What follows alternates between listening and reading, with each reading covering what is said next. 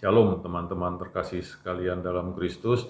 Kita jumpa lagi dalam Inspirasi Batin yang pada kali ini diambil dari bacaan Injil Lukas bab 4 ayat 1 sampai dengan 13 dengan judul Pencobaan di Padang Gurun.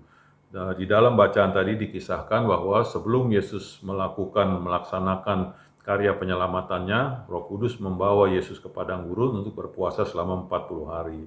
Dan pada saat di padang gurun tersebut, iblis berusaha untuk memberikan bujukan atau cobaan-cobaan kepada Yesus. Ada 3 macam cobaan yang dilakukan oleh iblis kepada Yesus.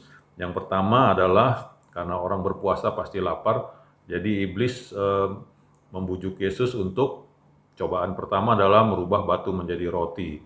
Itu ditolak oleh Yesus. Kemudian iblis setelah itu, cobaan yang kedua adalah iblis membawa Yesus ke atas gunung untuk diperlihatkan kota di bawahnya dan mengatakan bahwa seluruh kota ini adalah di bawah kekuasaanku, kata iblis. Kalau engkau mau menyembah aku, semua ini kuberikan kepada engkau. Jadi di sini adalah cobaan mengenai kekuasaan.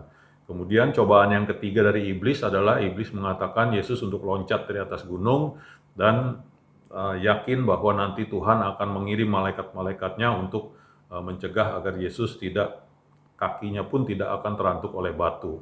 Nah, ini adalah cobaan mengenai keraguan terhadap kekuasaan Tuhan, keraguan terhadap rencana Tuhan, atau menuntut sesuatu daripada Tuhan. Hubungannya dengan komunitas kita adalah, yang pertama adalah cobaan tadi merubah batu menjadi roti, itu adalah sesuatu yang berupa materi gitu, sesuatu yang berupa kenyamanan dan sebagainya gitu ya. Jadi salah seorang presiden Amerika, John F. Kennedy, seorang Katolik, dia pernah berkata suatu perkataan yang sangat terkenal. Dia bilang, "Don't ask your country what your country can do for you, but ask yourself what you can do for your country." Jadi kira-kira terjemahan bebasnya apabila dihubungkan dengan komunitas adalah, jangan tanya apa yang komunitas bisa berikan kepada kamu, tetapi tanyalah apa yang kau bisa berikan untuk komunitas. Dalam hal ini bukan memberikan kepada pribadi komunitasnya ya, tapi kepada pelayanan komunitas itu. Jadi artinya janganlah dalam berkomunitas itu atau berpelayanan itu kita mengharapkan sesuatu atau keuntungan atau sesuatu kemudahan atau kenyamanan dari pelayanan tersebut, seperti itu. Nah, kemudian mengenai pencobaan yang kedua adalah mengenai percobaan mengenai kekuasaan. Seperti kita ketahui bahwa di dalam komunitas itu macam-macam golongan. Jadi ada yang punya talenta besar, ada yang punya talenta sedang, ada yang tidak punya talenta sama sekali.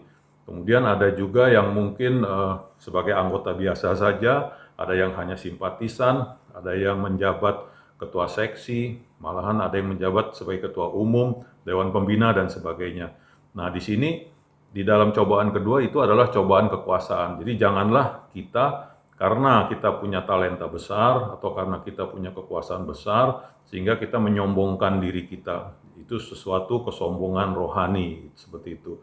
Dan bagi yang memang tidak bertalenta, atau memang sederhana dan sebagainya, jangan juga menyombongkan kesederhanaannya atau menyombongkan kekurangan. Jadi kesombongan bisa karena kelebihan, bisa juga menyombongkan kekurangannya.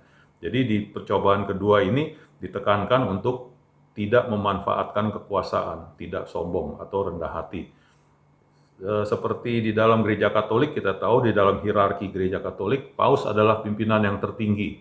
Tetapi salah satu predikat paus adalah sebagai servus servorum, atau hamba dari segala hamba.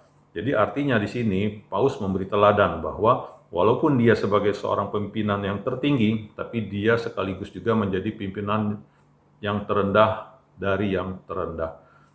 Kemudian mengenai cobaan yang ketiga. Cobaan yang ketiga adalah mengenai bagaimana kita jangan sampai menuntut Tuhan, menuntut bukti dari Tuhan atau meragukan rencana Tuhan. Jadi misalnya kita sudah berusaha, kita sudah berpelayanan dengan baik, kita sudah berpelayanan dengan tulus, kita tidak peduli kritik orang dan sebagainya, pokoknya sepenuh hati kita melayani. Tapi kok kita masih seperti ini gitu, maksudnya kita kok masih ada kekurangan, kok saya masih sakit juga, saya belum sembuh-sembuh juga, kok ekonomi saya masih seperti ini juga, kok saya masih terlibat banyak hutang juga, seperti itu.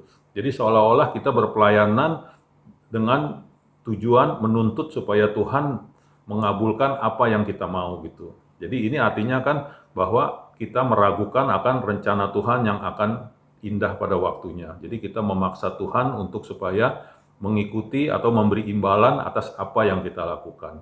Nah, ini tadi adalah beberapa cobaan yang memang dialami oleh Yesus, dan itu juga yang harus kita perhatikan. Sepertinya sih itu juga akan kita alami. Jadi agar supaya kita bisa lebih waspada, supaya tidak terjatuh ke dalam percobaan-percobaan tersebut. Dan kemudian terakhir kalau kita lihat di ayat 13 dikatakan di situ bahwa sesudah iblis mengakhiri semua pencobaan itu, ia mundur daripadanya dan menunggu waktu yang baik.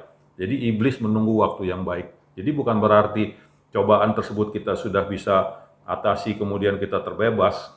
Iblis selalu akan mengintai dan selalu akan datang cobaan-cobaan berikutnya. Itulah yang harus kita waspadai agar supaya kita bisa melakukan pelayanan kita dengan tulus dan dengan baik. Demikianlah sedikit inspirasi kami. Semoga dapat memberikan pencerahan untuk pelayanan kita bersama. Amin dan terima kasih.